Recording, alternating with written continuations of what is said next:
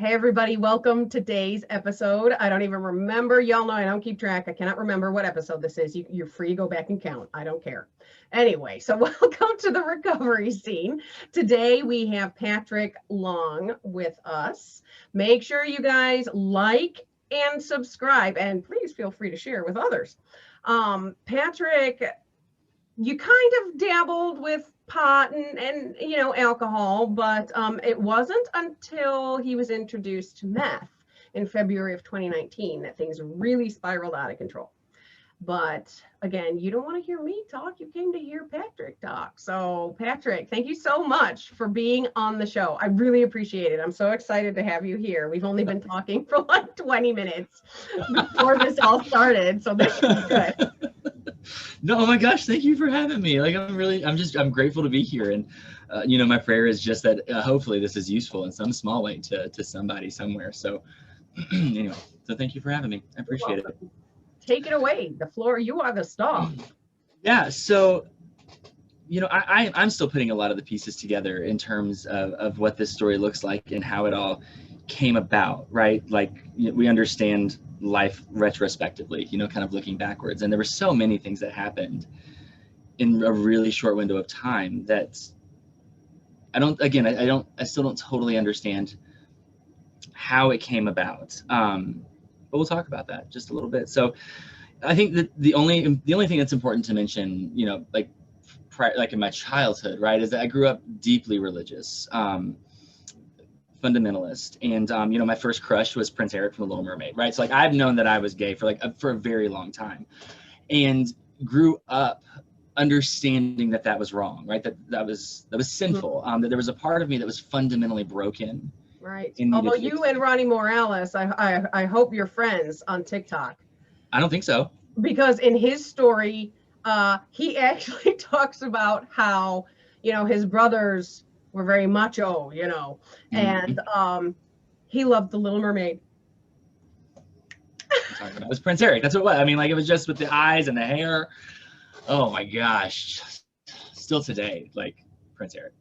But yeah, so and when you believe that there's part of you that needs fixing, right, that you have to overcompensate for, you try harder. And so I spent the majority of my life believing that because there was this piece of me, this part of me that again needed to be fixed, that I had to overcompensate, right? That I was unlovable in some way, and that I was going to earn your love, and it was going to do that by achieving. I was going to do that by being the funniest, or by being the best, or by, whatever that meant. And so, like I was well liked, I mean, like my life was not a disaster. I was okay. I went to a private high school. My parents are both still married. I went to a private Christian college. And I think the problem is that at that point in time, right, like I had given my will and my life over to a religious system. Right. There was no, it was a higher power that I had given those things over to. I was placing all of my faith and my trust in this religious system. Because it wasn't like there was a higher power that loved you for you at this point that you knew of. Yeah, no, not at all. Right. It wasn't until I got to recovery, I think, and I grew, was born under a church pew, but it wasn't until I got to recovery that I found any sort of meaningful connection with a power that was bigger than I was, bigger than I am. And that I feel like I saw people who actually were living in a very real way the things that they said they believed. Right. Yeah. And so anyway, I went to a private Christian college. I met somebody. I thought this was it. Like God had fixed me. I was not gay anymore. And so I got married. Was married for 9 years. We had 2 children together. And around that same period of time, there was some trauma that took place in my life that I didn't know how to process or manage. There was a bus accident in the city that I lived in. An elementary school bus flipped over and 6 children were killed. And I was intimately involved in the reaction to that, the community response to that. And so I worked with families. I bought 6 cartoon-themed caskets. Oh my God. Yeah, it was awful. It was hard. It's just such an unnatural thing for children for us to outlive children. Yeah. When I remember, I was sitting on the couch and I was on the phone with this guy from Texas. This is what he does, is like he makes cartoon themed caskets, and I had just ordered a dinosaur themed casket for this little boy. He was 6, and my son came running around the corner, and he was in these dinosaur pajamas. And like in hindsight, like that was a moment, like something shifted in me, and I was never the same really after that, for a very long time. And so I started having panic attacks.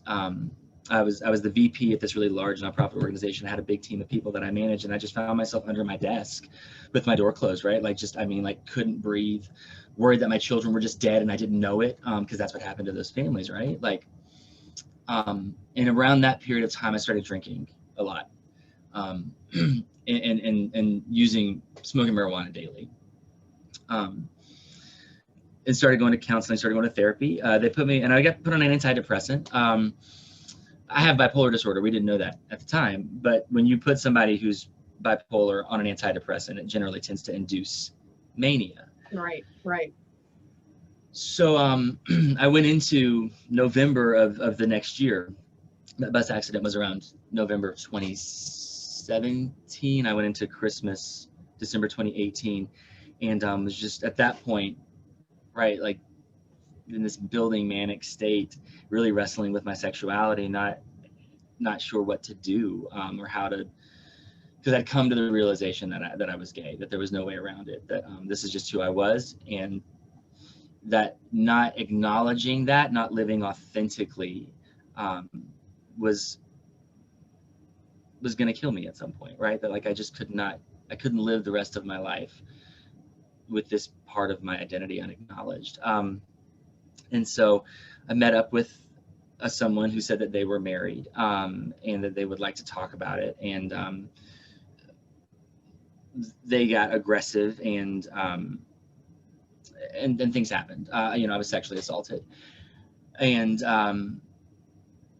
after that, just unraveled completely. And so I don't, it's not always clear, right? Like that's kind of how it is with mental illness, is that, things tend to be kind of hazy, but I came out to everybody, all at the same time. I was awful. Ultimately, I remember just sitting in the floor of my kitchen. I had broken all of these mugs for some reason. I couldn't tell you why, and had cut my arms with the shards, and had like this moment of clarity, and it was like, you're not okay. And so I checked myself into a mental hospital, and that was January of 2018. Sorry, January 2018. And they were like, hey, you're bipolar. And I was like, hey, that makes sense. I've been super fucking crazy for a while now. Anyway, so long story, I got, wound up getting divorced. And there's in addition to, right, the bipolar, like the ups and the downs, right? Like all of my emotions were so exaggerated, and I wasn't thinking clearly, but in the middle of all of that, right, there was all of this shame. Like your biggest secret doesn't become not your biggest secret just because you say it out loud. Like the shame doesn't go away. Right. Just because I said I'm gay didn't mean I was any less ashamed of it. Right. Because it affected your wife at the time. It had to affect your kids, you. Yeah. Your parents, I assume, who are probably still fundamentalists. Yeah, thank God. They got free. Like they recovered too. Oh man. But yeah, like I felt like I had ruined this poor woman's life, and that my kids were going to get made fun of. And I don't think that that's, when I was in active addiction, I ran into so many gay men who were married to women and had children that were using my drug of choice. Like there's almost a pathology to it, right? Like, I think there's just, the shame of it all is overwhelming. It's crushing. And at some point that has to stop, right? I can only be miserable for so long before I'm going to do something to change the way that I feel. Right. And coping mechanism. It's not a good one, but there it is. Yeah. There are like much better ones. Yes. And we learn that later. So yeah, too late probably, but a lot of us start off that way, and a lot of us with mental illness start off self-medicating. Yeah. Coping skills, self-medicating. There are people out there that really think that one day someone just decided, I am going to go down to Michigan Avenue in Boston and stick a needle in my arm. That will be awesome. Right. Right. That's not how it works. Girl. Well, and like, that's the thing. Like, if in my less zen, less sober moments, one of the things that I get that bothers me is, it's like, I went from like fairly successful, like hobnobbed with the mayor and was in Rotary, to like meth addicted escort in a year and 10-month period, right? Like, that's not just because I'm a dick now. Like, that's not just because all of a sudden I was a jerk. Right. That's right. It's not like, you know what? I'm sick of being a VP and, hanging out with the mayor. I think I'll go trick for drugs. Yeah. That sounds great. Yeah, that's not how it's progressive. Exactly. And it's progressive like that. For some people it's that fast. And then tell me you didn't look around one day like, what the hell am I doing? Oh, like, yeah. Let's not skip ahead, because people okay, sorry, yeah. Yes, so I came out, just started a lot of drinking, a lot of weed smoking. I became, right, like, so for me, like, some people, Mania is like this euphoric, happy energy. Like, that was never me. Like, I was irritable. I get like mixed episodes. I was irritable. I was angry. I was verbally abusive to everybody around me. I just had a lot of energy, which was terrible. Like, I had energy to do all of the awful things I wanted to do, but I was not nice about any of it. So I was hateful. I was awful. I was hateful to so many people. And anyway, got divorced in August of that year. And November. Now, I have to ask, because although this has not much to do with recovery, people are going to want to know. Yeah. How's your relationship with you and your ex-wife? There are a lot of opportunities for that to be better. My behavior was really hard, traumatic for her, understandably. And so, the road to reconstruction is long, and we have to take the lead. So it's going to take time for that to improve. Yeah, I mean, it will. I have no doubts about that. And I think maybe that's something for anybody. So like, so she took out a restraining order against me at October of 2019, because I was just so gone. I was so far off the rails. And here we are almost 15 months later, and that's still in place. And I have been so frustrated at several points in time, right? Because I kept thinking, like, now I'm sober and the world should adjust. Right. You should all forgive me, and this is the past. Why you got to bring up old stuff? Right. Like, that's under the blood. Like, that's done. What are you talking about? We don't even know that. But so, I mean, I've continued to, like, that is the lesson, right? The continual lesson is that, number one, just because I got sober doesn't mean things have to fix. It also doesn't mean that I'm entitled to your forgiveness or for you to behave a certain way. Right. Like, just because I'm ready to make the amends does not mean that you have to accept it. Right. And so that, that again, like, there will be victory in that chapter at some point. We're not there yet. We're going to get there, but maybe hopefully that's the encouraging piece of that, is like, this shit takes time. Right. And there's no two ways around it. So the only way through is through. We have to take responsibility for the destruction we wrought. Yes. Yeah. There's no getting around it. And then, like, I think, especially as somebody who struggles with mental illness, I really was resistant to taking responsibility for a lot of it, right? Because the vast majority of the destructive behavior, the things like when I did the most harm, was not while I was in active addiction, as far as I can tell. It was when that's when I lost my job. That's when I attempted suicide. Like, it was when I was manic. Mm-hmm. And I remember I told my sponsor that, and I was like, do I need to make amends for that stuff? And she said, well, let's do this. Why don't you make a list of all of the things that you did because you were manic, all the shitty things that you did because you're just shitty sometimes, and a list of all the shitty things you did because of drugs. And I was like, point taken, right? Like, I can't do that. Right. So the only way to live is to, like, just put it all together, say, I'm, take responsibility for it and move on. Like, right. Make the amends. But. Okay, so I did it again. So, okay, it's August. You've gotten I love divorced. it. Yeah, got divorced. Got divorced, You got a and lot. so things were like real. I guess things were fine-ish until November of that year. You know, November, like trauma for me is attached to the month of November. You know, between like bus accident, assault, and so Right. this past November was the first time in 3 years I've not been hospitalized, like for the month of November. That's good. So thank you. Yay, sobriety. Yeah. So I attempted suicide November of 2018.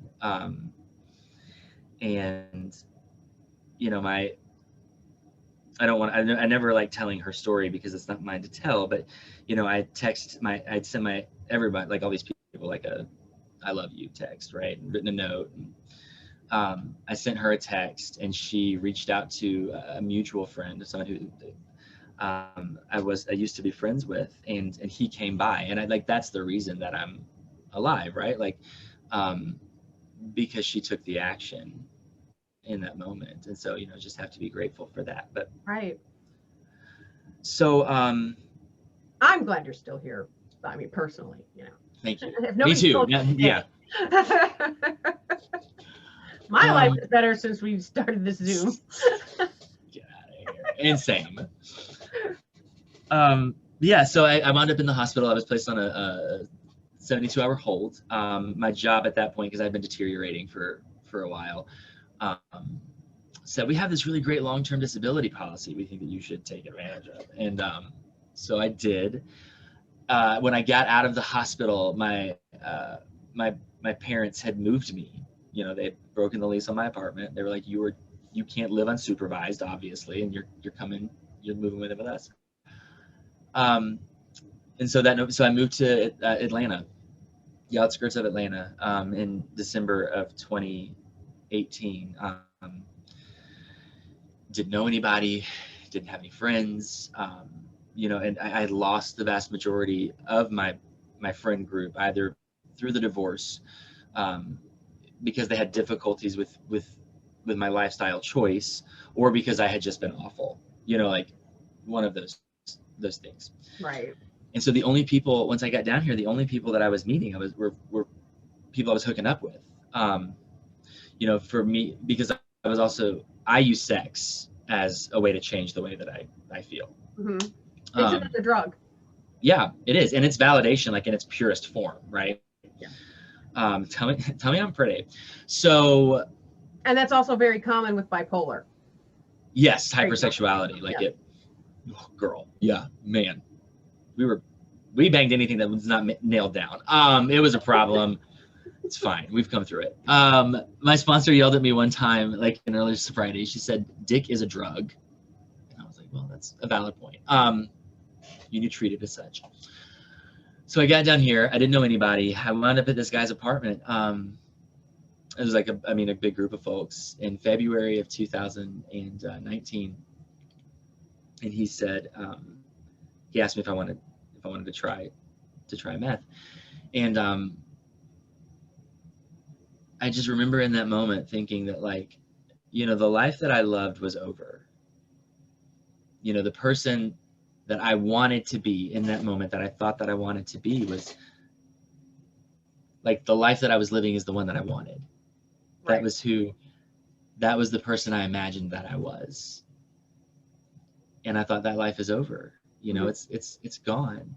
My career is in shambles. That was also the person you were supposed to be. That was the person that was societally acceptable. Yes. Yeah. Mm-hmm. It took me a long time to make my peace with being gay. I mean, that journey of acceptance has been challenging. But yeah, I was, you know, like, that life is over.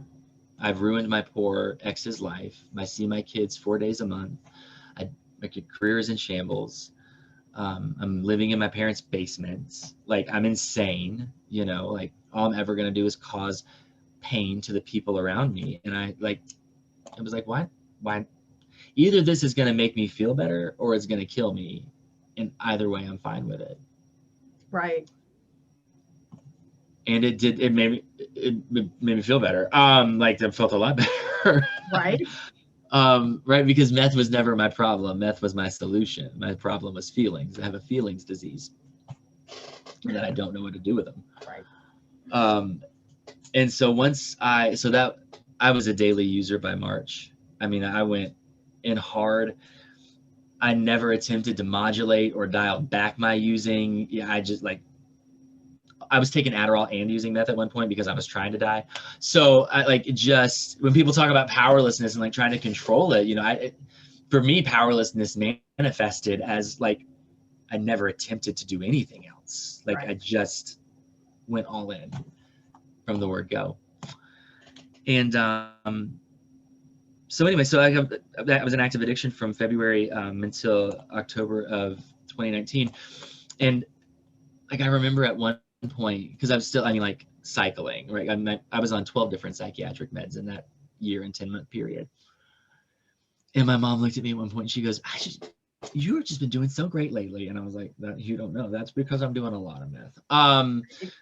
But I believed in my heart that it made me a better person. I was like, meth makes me better. It didn't. Plot twist. So anyway, so October of 2019, I had like in that same period, like in that period of active addiction, I was arrested 7 times, 4 times for driving on a suspended license because I kept I had this, like, I just was driving to Chattanooga in the middle of the night, mostly to because I was convinced my children were dead. Like, and I had to get there, and I didn't have a driver's license. My driver's license had gotten suspended. And so that was part of it. And Manic Patrick loves to shoplift, like favorite thing. So either the meth or the mania, I don't know, either one, but I got caught. It was 3 shoplifting charges. Anyway. But so October of that year, I had gone to the doctor. I was using I was using daily, multiple times a day. I was high all of the time, convinced that I was doing all right. In hindsight, I was like gray and I had sores and I was skinny and, right. Emotionally, I was just I was so twisted up. I mean, so anyways, I had gone to the doctor and from living a double life to living a double life, just a different kind. Yes. Yes. And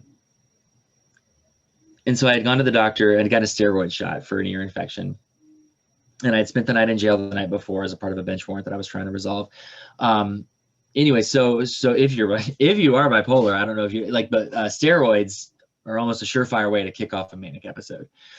And so I lost it. Like I went completely off the rails and went missing for 3 weeks. I don't remember a whole lot of it. Just again, between the mania and also I was using a lot of a drug that inhibits the creation of new memories. But the pieces of it that I do get are pretty tragic. For some reason, I decided that I was going to be an escort. I think it was because I was going to move out of my parents' house, but I needed cash fast. So that was like my best, right? My first thought is insane. That was my best thinking. Lived in my car, was again, just put myself in the position to be hurt. Some other sexual trauma, some other physical trauma. And anyway, I threatened to kidnap my kids. I don't remember doing that. I have no doubt that it happened. And at that point, and I think that it was the right thing to do, right? My ex took out a restraining order. That was the restraining order, okay. Yeah, I mean, super valid. Not mad about it. Like, that is what should have happened. Oh my God, it was a disaster. Drink my coffee. Just and like totally the right thing. Like totally the right thing to do. And so I was in Alabama at one point. I remember, like, I was in Mississippi. It's a whole thing. I did like a loop. I don't know what I did. I know I did a lot of drugs. And so there was one night I was in an Airbnb, I had not smoked any weed. I don't know why, but at that particular night I bought weed and I smoked it. And I cannot explain to you what like it was like coming out of a nightmare only to find that all of the things that you had done were real. Right. You know, like I cannot, like, it just, I remember I was in that room and I just, like, it was, things started to clear and I just thought, my God, I have been insane. Like I've been. And so I called my mom. It was 2 a.m. She wasn't taking my calls at that point because I was so awful and just hateful. Miracle, she picked up the phone and I just said, have I been crazy? And she said, yeah, baby, you have. And I said, how long have I been gone? And she said, you've been gone for almost 3 weeks. And I just like, that's gotta be so hard. So hard. It was terrifying. Like to know that you have this entire block of time that's just like, by and large, is missing. You know, it's just, it's gone.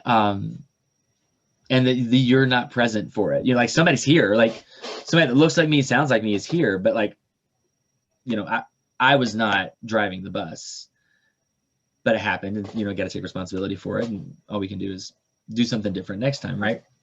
To make sure that doesn't happen. But so anyway, so she came and she picked me up. She brought me home. She wanted to take me somewhere. I was really resistant. I was still using. You know, I squirreled some meth away and stuck it in a sock. And because that's, you know, how it goes. So she brought me home, and I was here for less than 24 hours, and I attempted suicide a second time, just because I you know, chemically I was off base, but it was also like, this can happen. Like, I don't want to live this life, you know, if this is what it looks like.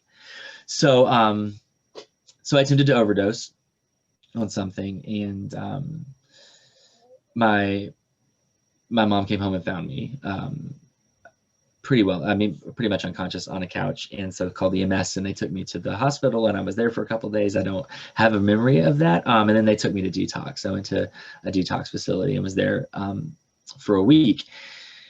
And that's when, like, I finally came in contact with a doctor that put me on the right mood stabilizer, so that we, like, was super manic all the time.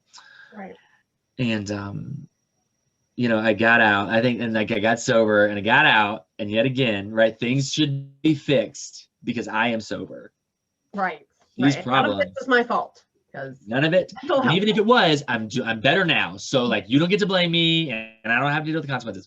So I got out. I went to Crystal Meth, a 12-step meeting, and I was on my way home, and I got pulled over for driving with my headlights off because I'm like, high or sober, I'm still kind of a dumpster fire. And so I, and they were like, long story short, like I had a court date on that Friday for this shoplifting thing. My lawyer said, don't show up. It's just a calendar call. I'll handle it. Well, when I didn't show up, the judge got pretty irritated. And so she issued a bench warrant for my arrest. That was on Friday. On Sunday, I'm leaving this meeting. I got sober, things are great, I'm making great choices, and they arrested me on the side of the road for failure to appear, and I spent the next 24 days in Cobb County Adult Detention Center. I was super mad about it. I can imagine. I would have been pissed too. I was so pissed. And I remember at one point, like, I punched a wall. I was in my cell and I punched a wall. And it was such a great lesson in powerlessness, right? Because it was like, well, now, like, like, my hand hurts. Maybe I fractured something, and I'm still in jail. Like, right. I did not punch my way out. if I could, like, but like, you know, I mean, like, it doesn't make any sense. Like, for me to rage against the machine, I'm still here. Like, so anyway, so I was there for 24 days. I made some friends. And when I got out, you know, I started hustling with recovery in a big way. I still had to I'm on probation still, misdemeanor probation for 1.5 years and felony probation for 5. You know, like, my problems are still my problems. Like, the difference being that for the majority of my life, I have been a runner. And that today in sobriety, I am the kind of person that can stand and face things. Right. And so I think that was the big difference, is that now I can now I can deal with the consequences of my really terrible decision making, and own those things and not feel the need to run away. So, so started hustling, got a sponsor, did some other things. And I think what's the most important thing to note, I guess, is that when I got sober, I thought I was just getting sober. I thought I'm just going to stop doing drugs and that'll be a win. And what I did not anticipate was becoming a completely different person. Right. That I had these vital spiritual experiences, and that all of the sudden, like my entire life, I have laid in bed at night and my mind has raced, and just, with the people that I resent or the things that I should have said or that I hadn't said. And several months ago, I realized for the first time in my life, when I lay down at night, my mind is quiet. Mm-hmm. Because that is the promise for me of sobriety, is a quiet mind and a full heart. Well, now let me ask you a question. Yeah. Are you becoming a different person, Patrick, or are you just becoming the guy you were always supposed to be? That guy that was in there, that was fighting so hard to be what people wanted him to be, then fighting mental illness, then fighting addiction. And I mean, your whole life, you've been fighting. Yeah. And now you can stop fighting and be Patrick. Yeah. I think they're the same. From The Little Mermaid. Yeah. I can love him. We can get married. I think they're the same, right? Like, I think the person that I'm becoming, right, is the person that I always was supposed to be. Right. That's yeah. powerful. That's powerful. And I mean, addiction, it's like addiction and trauma steal who we are, and recovery gives us back to ourselves, if that makes any kind of sense. It makes perfect sense. My pastor says this really cool thing, and he always says it's never too late, because people are like, I'm too old, I can't go back to school, I'm too old, I did this, I'm too old. It is never too late to become the person you were always meant to be, ever. Yes. And for us, we do it through recovery.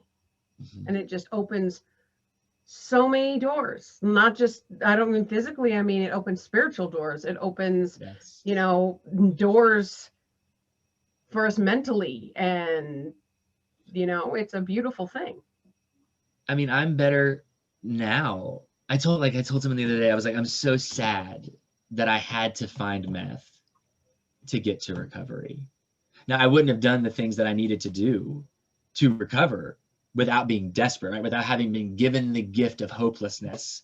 I wouldn't have done these things, but like, this is a design for living, like, that I have wanted as far back as I can remember. Like, I have tools now for dealing with life. I mean, I was so emotionally stunted, and I think you probably find this with most addicts, but like, I spent my whole life repressing things. Like, you're not gay, you're not mad, you're not sad. Like, we are just always happy. Every day is Christmas. It's going to be fantastic. Right. And like, I didn't know how to deal with feelings. Right. And it's like, I still have to now sit down when things happen and be like, I feel angry. I feel that. And then it's like, I know what to do with anger now, though. Like, I'm going to make this list of people that I resent. I know what to do with fear. I'm going to find somebody to help. I know what to do with sadness. I just have to sit in it. Like, right. It's freedom that I never knew existed, because I didn't realize how in bondage I was. Yeah. Because a lot of us have a hard time with fear. I am not kidding you, unless it is amazing. I will not watch TV shows or movies that deal with the feels. Like, if a movie, oh God, I watched it and I ugly cried, that is immediate. Nope, that one's out. Like, just not. No. Oh my! I wrote this thing the other night, like this little blog post or whatever, and I was just saying, like, since I got sober, sporadically, thank God I sleep alone now, because like at 2 a.m, I will just weep uncontrollably over something that happened like 7 years ago, right? Because like I never allowed myself to feel it. And so I don't need additional feels. I got enough happening right here. Like, you just keep yours over there. Thank you very much. Right. Like, I'm about to make a lot of people mad right now. But I was able to watch. I only got through the second season. I'm sorry, guys. I was able to watch some of Grey's Anatomy only because it was so predictable. Like, we just got married and I'm going to surgery. Yep, you gonna die. Yes. You know who's gonna die. You know that plane's going down. That plane's going down. Yes. They're all happy and excited. It's the best day of their lives. Plane's going down. Especially in Grey's Anatomy. You can just assume that everyone is going to die. Yeah. So, We're on but season 37. Yeah, so I could do that, because I knew you were gonna. But oh, you finally found happiness? Yeah, you're gonna die. No, you did not. So yeah, that I could watch. God. Stuff like that I could watch because it was just so easy. But there are other things that, it's like I am giving Bridgerton a chance. We'll see. Okay, I have not. I watched the first episode. It was really good. You didn't cry? No. Okay. Not yet. Okay. It's mostly funny and like there's people you want to punch in the face. Like characters you want to punch in the face. But other I than love that. punching people in the face. Yes. So anyway, I cried today watching one of the other episodes of this. So thanks for that. Oh, really? Who? Oh, yes. Mm-hmm. Oh my gosh. She had the motorcycle accident. And yes. Oh my gosh, I hate myself. I just it's a new one. Yeah. Darn it. I don't even know why. I was just like, oh my God. She's gonna watch this episode and be like, you bitch. I cannot believe it. You cannot remember my name. My name. I'm sorry. I'm so sorry. Clara. Yes, Clara. That is it. I am she is me on TikTok. Yep, it's like I am she _ she is me. And she says something in her, it was either in the interview or when we were talking, because she said, and it was really poignant, like I had to accept that, this person, this addict, that was me. Like you were saying, I don't want to take responsibility for any of this stuff. Can't we just shove it in the closet and lock the door, And no, we can't. That was me. That was part of who I am. And it's still part of who I am. It's always going to be part of who I am, but I have to learn how to deal with it. Like, I'm not going to wake up tomorrow and not have autism. You're not going to wake up tomorrow and not be bipolar, and right. We're always going to have to stay away from controlled substances.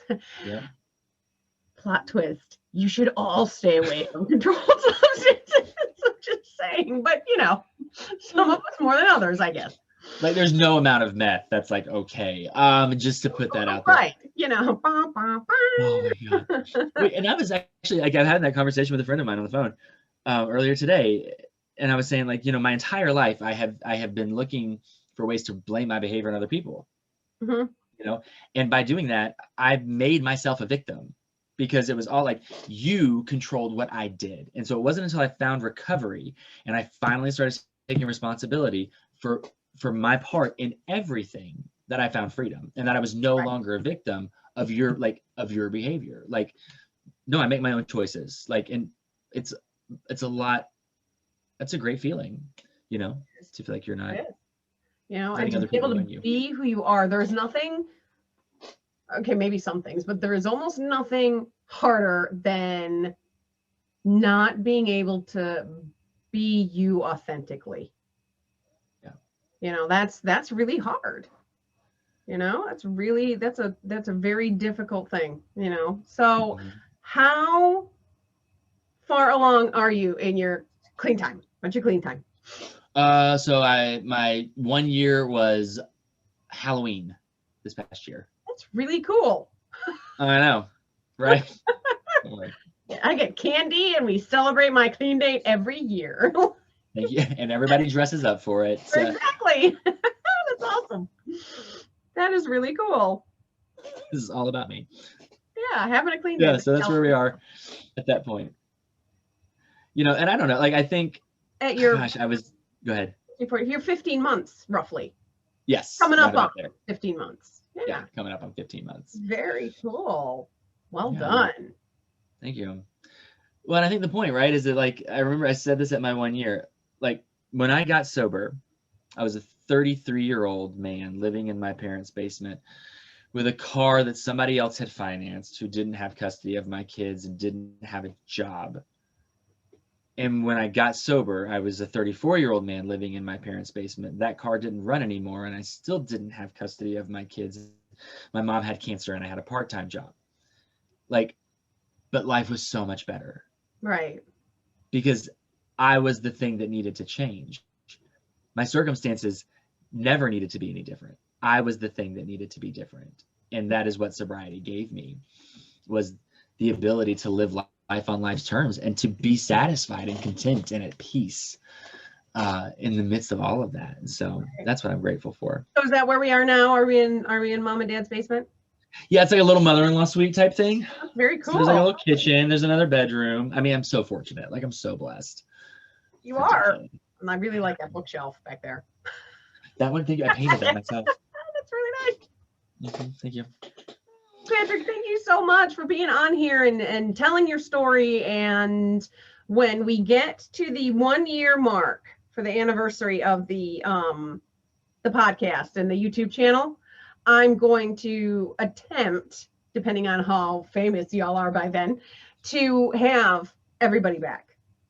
Yeah, would love that. I will be here anytime, honey. Where are they now? Kind of check in, see how things are going, So, but thanks for being vulnerable and just willing to, put yourself out there to maybe help somebody else, because I have this set up as not for kids, which clearly means a bunch of teenagers are going to watch this. So, right, yeah, if it can, but you know what, parents, if one of these stories keeps one of those kids from trying, meth or crack or whatever, then we've all done our jobs. Yeah. And we're successful. Yeah. So thank you so much. Thanks for having me, and thank you for doing this. Like, this is great. Thank you, Leslie. It's awesome. It's awesome. So everybody, that is going to do it for us in this episode of The Recovery Scene. Remember, addiction is not pretty, but recovery is beautiful. And we'll see you next time.